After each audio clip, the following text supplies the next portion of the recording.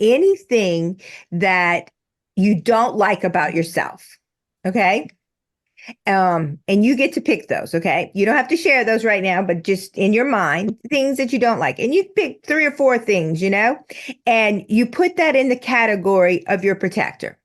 Like, mine cusses too much, you know, um, my protector, she's hard. Like she doesn't like people, she doesn't trust people, and she thinks like a man. She's very hard, but she might not come across as hard as she is, but she can be very hard. Like I used to say, she smokes cigarettes. It was a protector between me and you. And if she had to, she'd burn you. So in that, it's always this hard shell, leather and lace.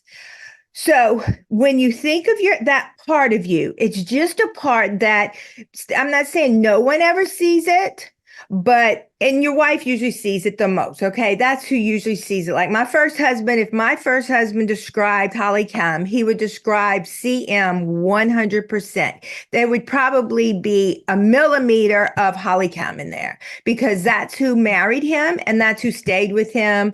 And then the person that divorced him was my true self because, we were just unfortunately stuck in this craziness. The true self is all that you love.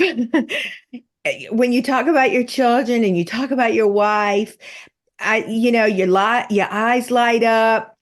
It's just this beautiful thing. That's and this vulnerable stuff, this, wanting to understand being a man, all of that, that's you. And then just anything, the next pocket is just anything that has ever hurt you in your life. It just goes in that pocket. That's it. And it's so simple that if you have any intelligence, we want to make it harder than it is. So I have if we're going to use the spiritual words here, I have the anointing of simplicity. Okay.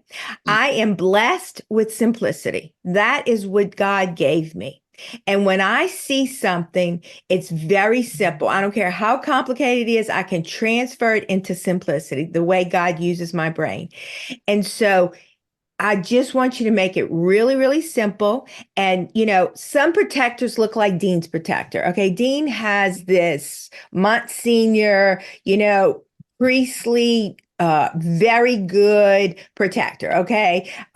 He dismisses, he's like, okay, that's enough. He gets very authoritarian, and I mean, can you imagine the junkie and the priest? I'm the junkie, he's the priest getting along. No. Okay, it didn't work because he saw this, and I'm CM's the wild girl. Okay, like you're not going to dismiss her. I mean, CM almost put me in prison for 10 years. Okay, she thinks like a criminal. She has a criminal mind.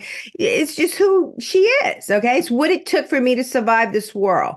It was very difficult. It was very painful, but it is where I landed. Okay, but the good news was when I landed there, had enough. I didn't want to live like that anymore. Okay. I'm not judging nobody. I mean, I can't judge a human being for nothing. Okay. There's no judgment here because, CM has taken me to places that hopefully the rest of the world hasn't had to see. And then there's my wounded child, and she is just hurt and lonely and scared, doesn't know who to trust.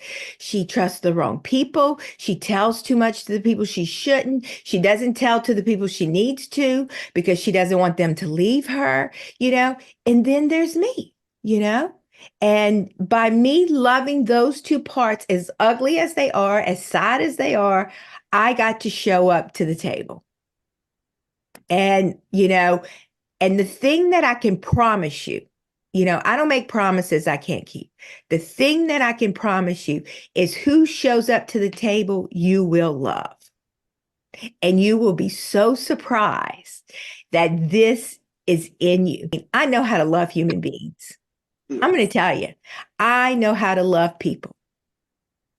You can diss me. You can not like me. You can say ugly things about me. And you know what? in my heart, I'm going to love you. I won't cross you. I won't be ugly to you. I won't say bad things about you. And in my heart, I will know that something that I did triggered you, or you thought I tried to hurt you, but I know in my heart I didn't. I'm not saying my CM didn't think ugly things when you hurt me, but I never let her have a voice out loud. I wrote it down, I drew a picture, and then I let my wounded child cry about it. But in my heart, as a true self person, I love that person. And that's what got to show up to the table by me doing my work. And I can look God in the face, Jesus in the face when I die, and know that I have arrived on how to love another human being. And I am 100% promise you, when you do this work, that's what you find. And it's so wonderful.